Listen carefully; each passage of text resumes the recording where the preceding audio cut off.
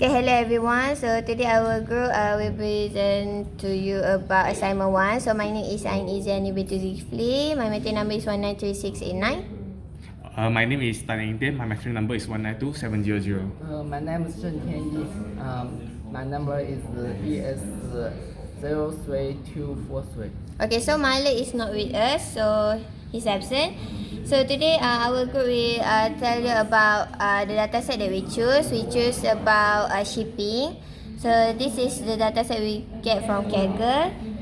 This is sample of sale data. As you can see in the table, they have 20 columns. There's a lot. Okay, although there has missing value on the state and postal code, as you can see, this is a missing item, missing data.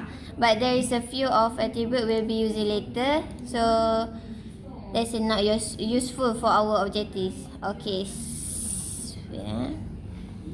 okay. Actually, this data set that we choose is suitable for clustering because we can see that the data set have been divided into many columns. The data set require a develop a segment of shipping details. So clustering data mining is the most suitable method to grouping the object to have the similar parameter. It's like the shipping. Okay. So we can do a clustering about shipping. So like we can know how many items has been shipped, has been cancelled, in process, and so on. So next. Okay, so for now, I want to discuss about one story about the data mining in the shipping domains. So, it's more related to the machine learning, but it's also related to the data mining. Yes. So I want to start now. Passive data is okay. The main themes is about the machine learning. How will it integrate into the shipping industry? So the current forecasting models are still in the quest and do not take many of the industry dynamic variable in account. So passive data still remains passive due to the facts the external factor create and uncertainty for proper calculations and analysis. But luckily, the use of the machine learning technology, corporations will learn and grow with the data. So, example, machine learning can be used to forecast the ETA, even if there is congestion at the transshipment point, weather-related difficulty over overbooking issues and equipment scarcity, and the computations learns from the past data, thus providing a much more definite the forecast.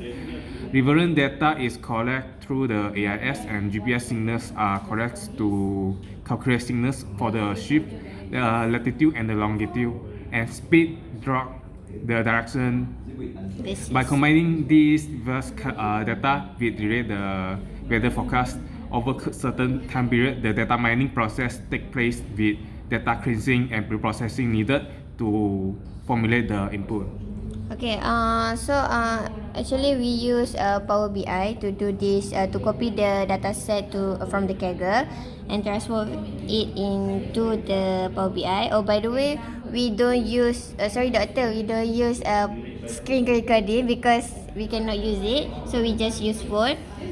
So next, shipping is industry that have been more strongly over past years, so it use a lot of data. So we use data mining for predictive analysis. Like we predict the status of the shipment. We can know the what the parcel have been received or not, or have any broken, like that. So through the data, we can properly tracking shipment over the years. So the information of the losses of ship and so on, we can track it faster. Yeah. If we do this one. Okay. This text can benefit a stakeholder due to the large number of the cluster. We cannot direct to know which items is haven't sent to the customer, so it can sort the data and easy to see states of the item is either sharpened or in the process. Yeah.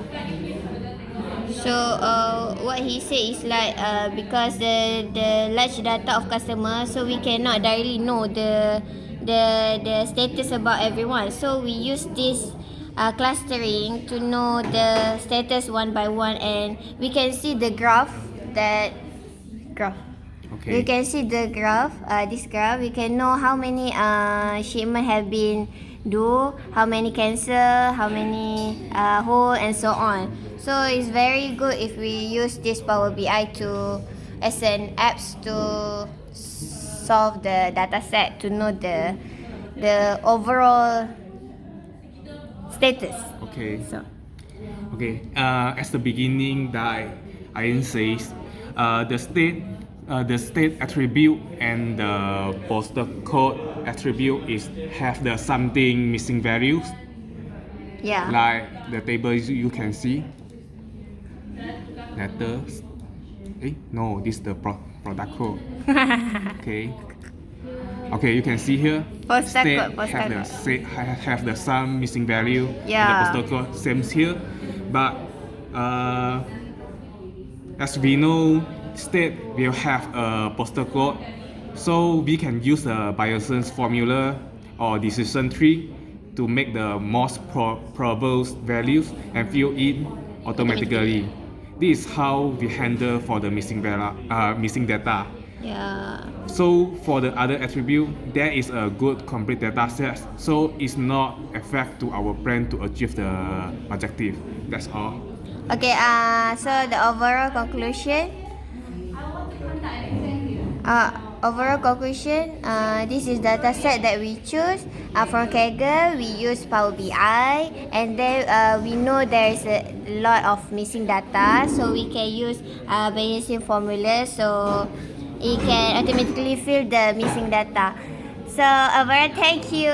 This from our group. Thank you. Thank you. Okay.